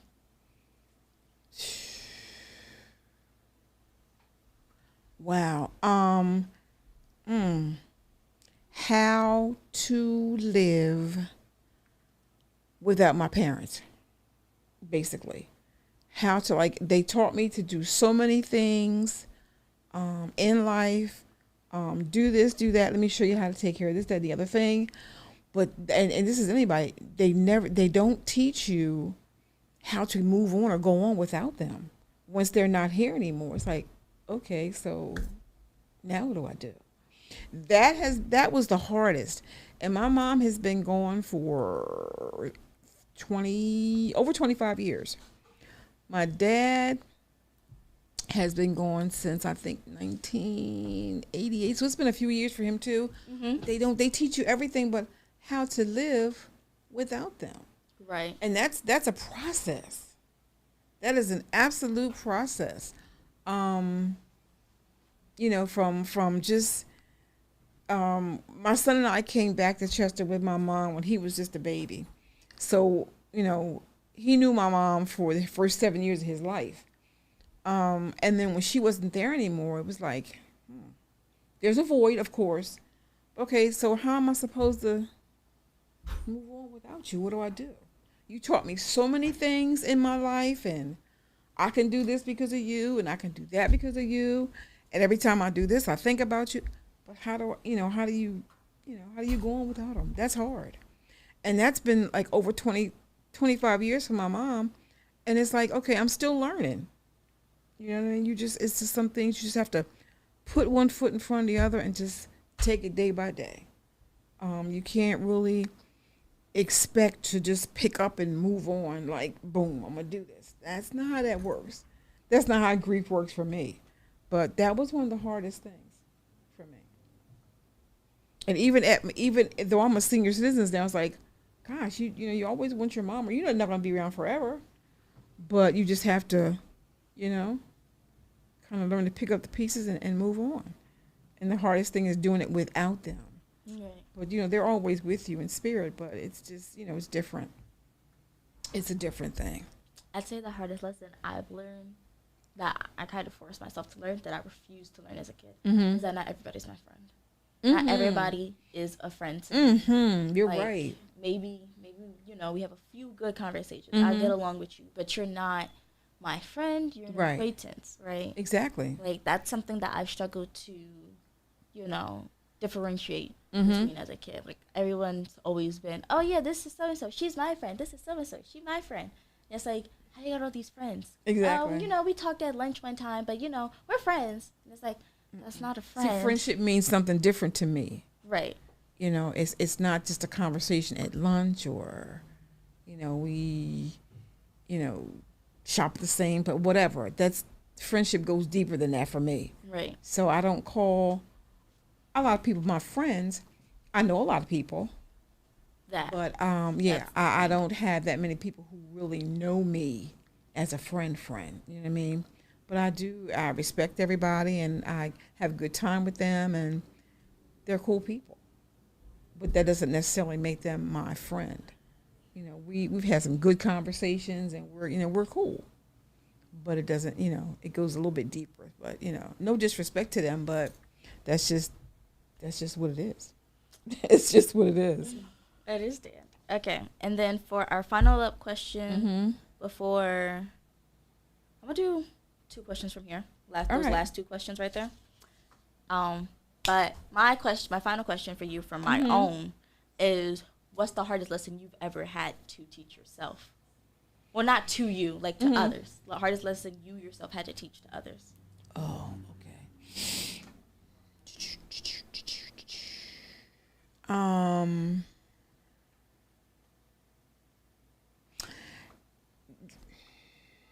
Sometimes you want to tell people what you know that they should do or not do, but I think the best teacher for all of us is going to be life, and you're going to learn those lessons one way or another. We would prefer it to be maybe a little bit easier, but sometimes you just have to fall and bust your butt and get back up on your own to understand what's going on. Just like with an addict or an alcoholic, they have to reach their bottom. When that person reaches their bottom, then they're ready to recover and get back to life. I think the hardest thing would be not to have them have to do it the hard way, but that's the way it is. That's just the way life is. Okay, thank you. Or they say it bees that way sometimes, but yeah, pretty much that's it. So I'm gonna do 14 and 15. So what gives you hope for the next generation? Oh my goodness. We have some smart people like yourself. We have some really intelligent people who are being groomed to just be their best selves. And I'm just hoping that they don't get so tied up in being, I don't want to say it that way, not their best self. I'm just hoping that they want to give back to the community that raised them, and not be about, oh, me, I'm doing this, I'm doing, and just get back to the people who encouraged you and the people who you live around, your neighbors, your community. I would hope that they want to take that with them and feel an obligation. Yeah, that's the word I'm going to use, obligation, to try to give back and reach back for some other people. You know what I mean? Because your journey you didn't make that journey by yourself. You had people, nurturing you and encouraging you and reaching back to pull you along. And hopefully they'll do the same. because a lot of young people are just, they're the me generation. It's like me, Right. me. But if you can learn to give back to the people Yes. or your community or whatever, I think you're on point. You're gonna be all right. That's why I want to be a teacher, to kind of give back. Mm-hmm. Yeah. Mm-hmm. Okay. Lastly, before we do a quick little closing reflection, how would you like your legacy to be remembered? Oh my goodness. Well, let's see. She was a mom. She was a sister. She was a friend. She was she tried to encourage her students to go for more. She challenged people to be their best selves. You know what I mean? She was there for others when they needed her to be. If she could be there, she'd be there. You know what I mean? And that's about the best you can ask for. You know what I mean? She lent a hand when she could. If she could help you, she would. So hopefully that all of those things somebody will remember me for that. And that's just about really, when you think about it, all you can ask for. I agree. You know? Alrighty. So some closing questions. Let's see. Oh, let me ask you this one. What do you think our generations have in common? Because we're talking, okay, you're 18. Right. So that's like 50 plus years between us. So that's a lot of years. Whoa. Yeah, it is. It's a lot. It's a whole generation. Okay, because do you know how old your mom is? Yeah. How old is your mom? She's about 36. God, she could be my child. My son is 35. Your mom, I could be your grandmother. Basically, I could be your grandmother. She's about 36, 37, and my dad turns 40 this year. I could be his mother too. So there you have it. That's the generation right there. What do you think our generations have in common, though? What do you think the common thread is between this almost 70-year-old person and this 18-year-old person? What do you think we have in common? Something I think we have in common. Our desire to help those around us and make Okay. sure that we can make their lives just a little bit easier Mm-hmm. and pass on what it is that we've learned Right. and like what we've gone through to those younger than us, you know? Okay. And like just bridge that gap of understanding. Here we go. Unbelievable. I can be your grandmother. This is crazy. This is crazy. But it's true. Okay. I Can I got come over it. for dinner when I go to Cheney? Listen. Wow. Wow. That's nuts. Let's see. I think I'll go with the first question, honestly. Mm-hmm. What surprised you most about my story, I guess? Oh my gosh. And then, or learning about me. in general. Okay, I don't know why I just assumed that you were from Chester, but you're not. You're a Philly person. That surprised me. Okay, I had a question. Yeah. Had you ever heard of Cheney before you started hearing other people and applying and all that? Had you heard about Cheney? I heard a little bit about Cheney, but I didn't really like know anything. I knew like just the name itself. That's it. Okay. I just knew that Cheney was one of millions of HBCUs. Right? But you knew it was And the first HBCU. The first Okay, HBCU. just let's get that out there. Right. I knew it was the first. Okay. It was understanding. All right. I knew it was the first. I just didn't know anything beyond that. Okay, all right. That surprised me, but I'm glad that you're learning. You'll still learn as the time goes on. You'll learn about that. For some reason, I thought that I don't know that I knew you had siblings.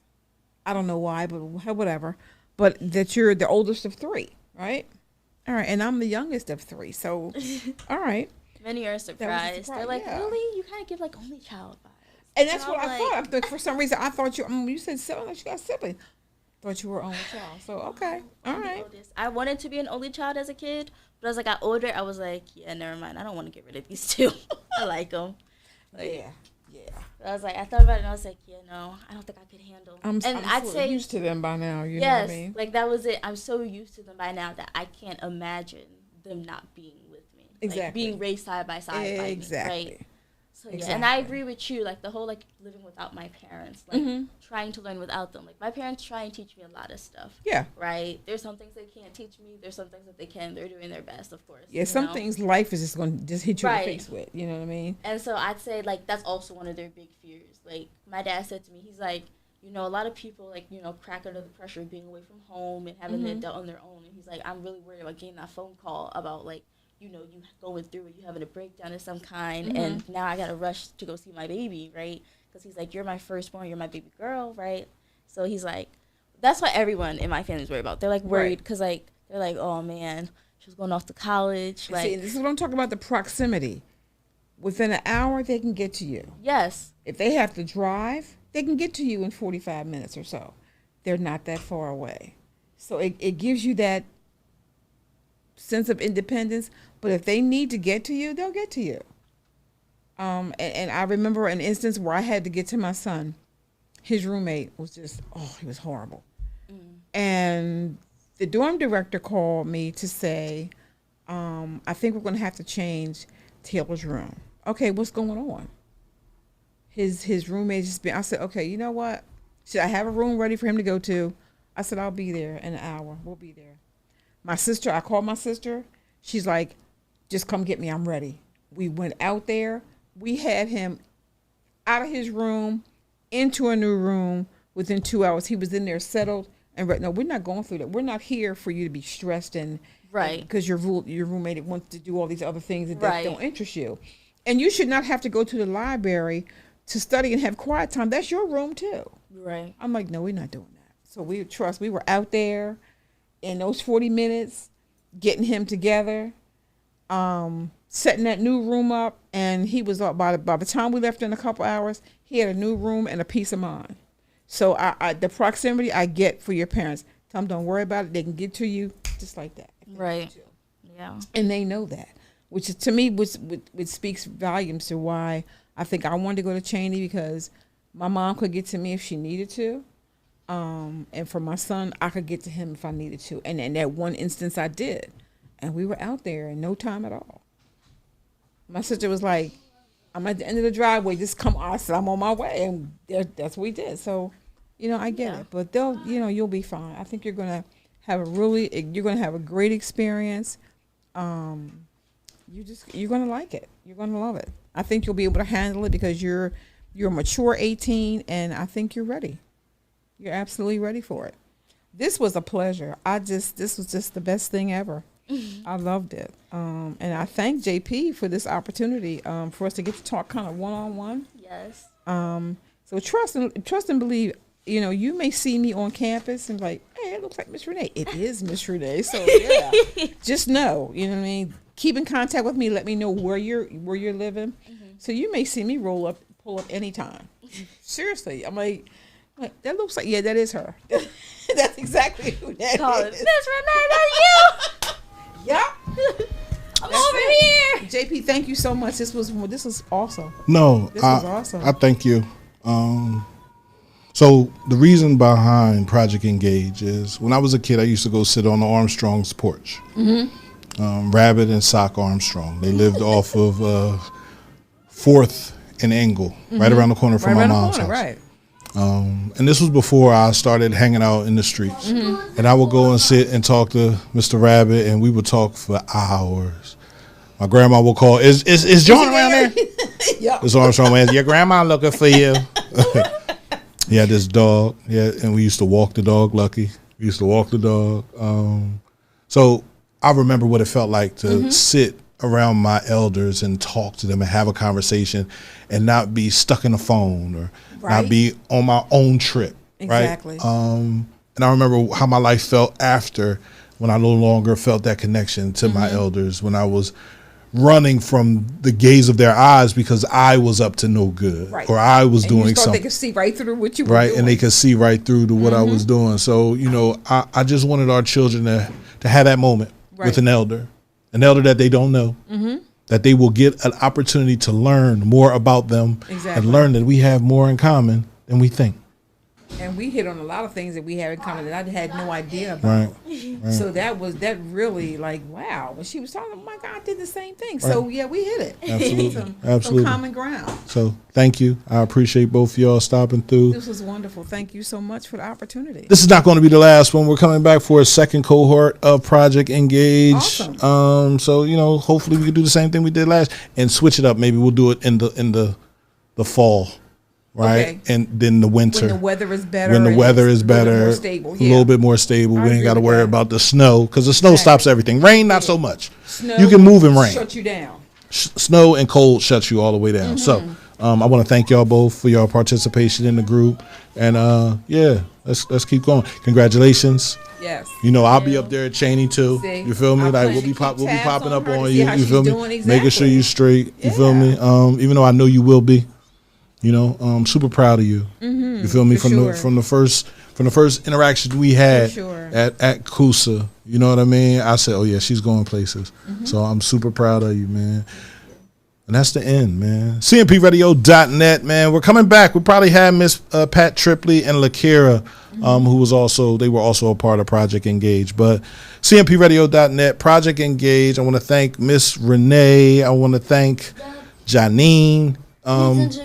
Yeah, for their participation. And my daughter needs Chick-fil-A. She's a bully. It's that time. And it's that time, man. Let's go, man. CMPradio.net.